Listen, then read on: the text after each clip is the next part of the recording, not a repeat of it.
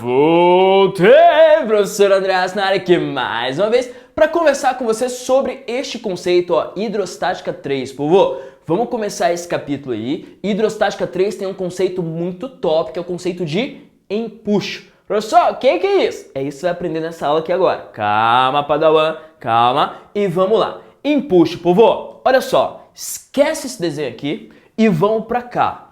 E o que eu desenho aqui, você vai desenhar no teu caderninho aí, fechou? Olha só, imagine que eu tenho um recipiente aqui. Então, sobre hidrostática, nós já estudamos a questão de pressão, a teorema de Pascal e pressão em fluidos, já está um bocado de coisa. O que faltou? Olha só, imagine que eu tenho um recipiente e dentro desse recipiente eu tenho um fluido. Tem o que, pessoal? Um fluido. Pode ser um líquido, sem problema. Lembrando que fluido é tudo que flui. Tudo que flui. Show? E dentro deste fluido eu tenho, sei lá, uma barra de chocolate. Professor do céu, por que você tem uma barra de chocolate dentro desse fluido? Ah, sei lá, é um exemplo, né? Beleza. Você concorda comigo? Olha só, pensa aqui, cá com os botões. Concorda comigo que essa barra de chocolate, ela está sendo pressionada por todos os lados? Por causa do fluido? Concorda? Ela vai ser pressionada de cima para baixo, ela vai ser pressionada dos lados, ela vai ser pressionada de baixo para cima. Tem pressão aí nessa barra por tudo que é lado. Inclusive em você aqui, meu caro, você agora tem pressão que o ar faz em cima de você. É o mesmo esquema, exatamente o mesmo esquema. Pressão que o ar faz em cima de você tá por todos os lados também. Pressão para cá, tentando te implodir, né? Uma pressão, se você estiver a nível do mar, é de 1 atm, tentando te implodir ali que o ar faz. Beleza, na barra de chocolate, como ela está imersa na água, é exatamente a mesma coisa. Show, prof! Então, embora se liga que agora tem uma licença educacional que eu vou pedir para você. Pressão é uma grandeza escalar. Eu não represento pressão por vetores, tá? Mas você vai me permitir? Eu permito, professor. Você vai me permitir desenhar pressão como setinhas, só para você conseguir enxergar, tá? Então, ó, a pressão que essa água, que esse líquido, ele faz aqui em cima é essa pressão aqui, ó. Ah, professor. Beleza, então tá fazendo uma pressão de cima para baixo, mas também faz uma pressão dos lados, né? Então tem pressão do lado aqui, prof? Tem, pressão do lado aqui também, né? É, isso aí. Por que eu tô desenhando uma setinha maior que a outra? Ficou até bonitinho, prof. Por quê? Porque quanto maior a profundidade, maior a pressão, certo? Então tô desenhando a setinha maior para dizer que a pressão tá aumentando. Do outro lado é igual? Do outro lado é igual, aqui, ó. Tá aí. Exatamente igual. A pressão aqui é exatamente igual a pressão aqui, né? Porque tá na mesma profundidade, certo? Professor, oi. Tem pressão de baixo para cima também? Também. Pressão de baixo para cima também tem, né? E é grandona. Por quê? Porque a profundidade é maior. Ah, professor. Tá aí, ó. Então tem essas pressões aí. Mas aí, você pode pensar, já que você me permitiu desenhar a pressão como sendo setinhas, você vai me permitir fazer o seguinte também, ó. Se eu tenho... eu libero um dedo, o cara já quer a mão, né? Mais ou menos isso que você tá pensando aí. Se tem essa pressão pra cá, se tem essa pressão pra cá, e são iguais. São iguais a pressão pra cá e a pressão pra cá. Logo eu posso, ó... Posso também? Posso também? É um funk agora, professor? Não, estou só cortando ali. Beleza. E tem essa de cima para baixo. Só que eu consigo cortar essas de cima com essas de baixo? Não. Sempre vai ter um diferencial de pressão para cima. Sempre vai ter. Eu consigo cortar com uma partezinha aqui, né? Mas ainda vai sobrar isso aqui, ó, para cima. Sempre vai ter um diferencial de pressão voltado para cima. E deixa eu apelar agora. Apela aí, professor. Hadouken. Tô brincando. Ó, deixa eu apelar.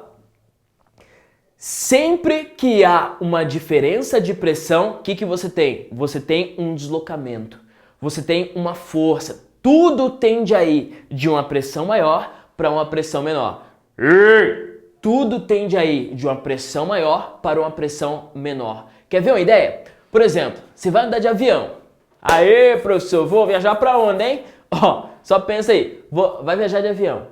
O avião, quando chega lá em cima, ó, beleza, ele é pressurizado. O que quer dizer isso? Ele é todo fechadinho e é colocado ar lá dentro para você sentir a pressão como se estivesse aqui, ó, de boa, sossegado, sacou? Ele é pressurizado, porque lá em cima tem pouco ar, Logo, a pressão lá em cima é muito baixa. Ei, a pressão dentro do avião é grande e a pressão fora é pequena. Sabe o que isso quer dizer? Quer dizer que se eu for estourar a janelinha do avião, tudo que está dentro tende a ir para fora. Porque tudo que está numa pressão maior tende a ir para uma pressão menor. Faz sentido? Tudo bem? Beleza. Então, isso quer dizer que, por causa dessa diferença de pressão, vai haver toda vez, ei, me ouve, toda vez que algo está imerso em um fluido, lembrando, fluido é tudo que flui, pode ser líquido, pode ser gás. Toda vez que algo está imerso num fluido, eu terei uma força para cima que nós chamaremos de empuxo. Então, o que é empuxo? Empuxo é uma força voltada para cima que exerce ou é exercido sobre um corpo que está imerso num fluido. É sempre para cima, prof? Sim, sempre para cima. Beleza? É por causa do empuxo, inclusive, que quando você entra na piscina, você consegue levantar coisas lá dentro da piscina. Pessoal, tem um pedrão ali dentro da piscina. Pois é, tira aí. Daí você vai lá. Você consegue levantar aquele pedrão sem problema nenhum. Por quê? Você é fortão dentro da piscina? Não. Lá dentro da piscina tem uma força agindo sobre a pedra para cima, que é a força de empuxo, tá? E daí essa força mais a tua, ela consegue levantar a pedrinha lá. Sucesso? Beleza? Então empuxo é essa força voltada para cima quando você está imerso em um fluido. Professor, tem empuxo agindo em mim agora? Tem. Tem empuxo agindo em você agora. Por quê? Porque está imerso no ar. Então o ar faz uma força em você para cima. Professor, como que eu não sinto? Daí vem, ó, como que eu calculo empuxo? Empuxo eu vou calcular como sendo, ó, o mi do líquido, o mi do fluido, no caso, pode ser líquido, pode ser gás, tá? O mi do fluido, coloquei líquido, mas pode ser fluido, tá? Vezes a gravidade, vezes o volume submerso. Então, anota isso aqui para mim, por favor. Mi do líquido vezes gravidade vezes o volume submerso. Beleza? Por que que eu não sinto o empuxo agindo em mim exatamente agora? Por um motivo. O Mi do ar é muito pequenininho. Para você ter noção, ó, a densidade da água, a massa específica da água, vai ser a mesma coisa, tá? A massa específica da água é de 1 grama por centímetro cúbico. É 1000 quilogramas por metro cúbico. Só te lembrando como transformar a unidade de densidade. Grama por centímetro cúbico para quilograma por metro cúbico, você multiplica por 1000, certo? Então, a densidade da água é 1 grama por centímetro cúbico.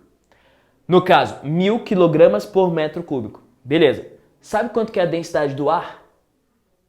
A densidade do ar que a gente está imerso aqui agora é de 1 quilograma por metro cúbico. Enquanto da água é 1000 quilogramas por metro cúbico, do ar é 1 quilograma, aproximadamente, né? 1 quilograma por metro cúbico. Ou seja, isso aqui é 1000 vezes menor do que da água. Por isso que na água você sente esse empuxo, você se sente mais leve, de fato, e aqui no ar não. Mas acontece esse empuxo? Acontece. A gente só não sente porque é muito pequenininho. Quem que vai sentir? Se eu encher uma bexiga com hélio. Se eu encho a bexiga com hélio, o Mi é pequenininho, a gravidade legal, volume show, só que o empuxo vai ser grande se comparado ao peso do hélio. Porque o peso do hélio é bem pequenininho, né? Enfim, então para eu calcular o empuxo, eu vou usar essa formulinha aqui. O Mi do fluido, vou colocar Mi do fluido, vai, para ficar mais... Tá me incomodando isso aqui, meu. Mi do fluido é quilograma por metro cúbico, tem que ser sempre no SI, né? Gravidade é metros por segundo elevado ao quadrado e volume submerso é metro cúbico. Fechou? Esse volume submerso é importante, tá? Você só pode levar em consideração o que está imerso no fluido. É óbvio. O empuxo só acontece quando o objeto está imerso no fluido. Quando eu for calcular empuxo, só levo em consideração o volume que está imerso. Professor, se eu estiver dentro da água, metade do meu corpo está para dentro e metade está para fora. Pois é, para você calcular o empuxo sobre o teu corpo, você tem que pegar só a metade que está para dentro. E a metade tá para fora? Tá para fora, né? Daí não tem empuxo. Beleza? Então, mi do fluido vezes gravidade vezes volume submerso. Ficou claro? E isso aqui vai dar o que a gente chama de newtons, porque empuxo é uma força. Tá bom? Fechou? Só que sabendo disso aqui agora, isso é importante, hein? Sabendo disso agora, eu consigo responder perguntas do tipo, por que o gelo, quando eu coloco dentro d'água, eu afundo o gelo dentro d'água, ele sobe? Daí muita gente responde assim, professor, ele sobe porque a densidade do gelo é menor do que da água. Não é isso? Daí eu falo, tá certo, não tá errado não. Só tá incompleto. Por quê? Porque o que faz algo subir não é densidade. Densidade não tem esse poder. O que faz algo subir é uma força. Sacou? Para algo se mover, tem que ter uma força agindo, mano. Não tem essa aí não. Para algo começar a se mover meio que do nada assim, tem que ter força agindo. Não é questão de densidade, é questão de força. Então, a partir de agora você vai falar o seguinte, ó. Por que quando eu coloco o gelo lá dentro da água ele sobe? Aí sim, tem duas forças agindo no gelo. Tem a gravidade, que é o peso, né, do gelo, e tem o empuxo para cima. Ele só vai subir se o empuxo for maior do que o peso. Professor. Então, por que o gelo sobe? Porque o empuxo sobre o gelo é maior do que o peso dele. Por que o balão de hélio sobe, a bexiga de hélio? Com hélio, na verdade. Bexiga com hélio. Porque o empuxo sobre a bexiga é maior do que o peso daquilo que está ali dentro. Sacou? Então, só sobe porque o empuxo é maior que o peso. Professor, e algo afundar é o quê? O peso do objeto é maior que o empuxo sobre o mesmo objeto. Fechou? Peso é maior que o empuxo. Você pode falar em termos de densidade? Pode, sem problema nenhum. Só que mais corretamente, para falar que se algo se move, sobe ou desce, tem que ser força, porque é força que faz algo se mover. Fechou? E se ele ficar parado, prof? Se ele ficar paradinho, pode ser no meinho aqui, ou pode ser paradinho assim, ó. Ele não se mover, né? Ficar paradinho assim? Pois é, se ele ficar parado, isso quer dizer que empuxo, essa força para cima, é igual ao peso. Empuxo é igual ao peso. Se tá parado, quer dizer que empuxo é igual ao peso. Professor, tá flutuando. Tá flutuando? Então, empuxo para cima é igual ao peso para baixo. Tá flutuando? É isso. Só que, se tá flutuandinho, quando eu for calcular o empuxo, eu tenho que calcular a parte que está dentro do fluido. Fechou? Só a parte que está dentro da água, ali no caso, é o que tem empuxo. Então, para eu calcular, eu vou ter que calcular só o volume submerso do objeto. Ficou claro? Tudo bem? Isso é empuxo. Sucesso? Boom! Nice, professor! Nice! Daí pensa comigo, vê se faz sentido. Consegue imaginar? Ó, eu coloco um gelo lá dentro. Tá, prof. Você já fez essa pergunta, né? Então você já sabe responder. Coloca o gelo lá dentro. Tá. Daí o gelo começa a subir. O gelo começa a subir porque o empuxo é maior que o peso. Show, prof. Daí ele começa a subir, começa a subir, começa a subir. À medida que ele vai saindo da água, o volume submerso vai diminuindo e o empuxo vai diminuindo. Então, ele sobe porque o empuxo é maior que o peso. Tá, daí ele sobe. E à medida que ele vai saindo da água, o empuxo vai diminuindo. E se o empuxo vai diminuindo, chega uma hora que ele iguala com o peso. Professor, a partir daí ele vai flutuar, né? Exatamente. Impulso se iguala com peso, daí ele vai flutuar. Show? Beleza? Sabendo disso, povo, questão 2 do praticando, achei muito interessante. Vamos fazer. Um cubo de gelo flutua num copo d'água. Beleza, gelo flutua na água. O que acontece com o nível da água à medida que o gelo derrete? Essa questão não necessariamente é deste conteúdo. Por isso que eu trouxe para a gente relembrar um detalhe. O gelo, quando derrete, lembra do comportamento anômalo da água? Comportamento anômalo da água é o quê? Quando eu vou esfriar a água, que eu faço ela virar gelo, ao invés dela de 4 graus até 0 graus, ao invés dela se contrair, assim como todas as coisas, ela se expande. Isso é o comportamento anômalo da água. Eu estou esfriando a água, vai virar gelo, professor? Beleza. Ao invés de 4 graus até 0 graus, ao invés dela se contrair, ela se expande. Ela fica com a densidade menor. Então o gelo ele tem densidade menor do que da água por causa do comportamento anômalo da água. Mas enfim, professor, ele se expande, quer dizer que aparece um volume do nada? Exatamente, expandir quer dizer isso, né? Parece um volume do nada.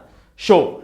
Agora, quando eu pego esse gelo e começa a derreter, ao invés dela se expandir, ela se contrai. Então aquele volume que apareceu do nada, ele vai desaparecer.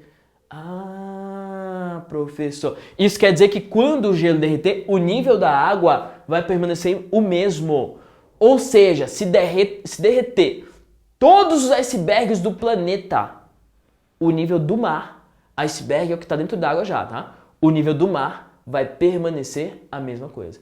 Ah, por quê? Porque daí, quando estiver derretendo, quando estiver esquentando o gelo no caso, o que expandiu do nada, quando a água virou gelo, ele vai se contrair, sacou? E daí de modo que o nível da água vai permanecer a mesma coisa. Pum! Fechou? Mas, então isso é o conceito de empuxo. Para essa aula, o que é importante? Entender este conceito, da onde que ele veio, como calcular. Beleza? Só isso. Tranquilo. É isso, meu povo. Valeu. Professor André Asca por aqui. Até a próxima. Tchau!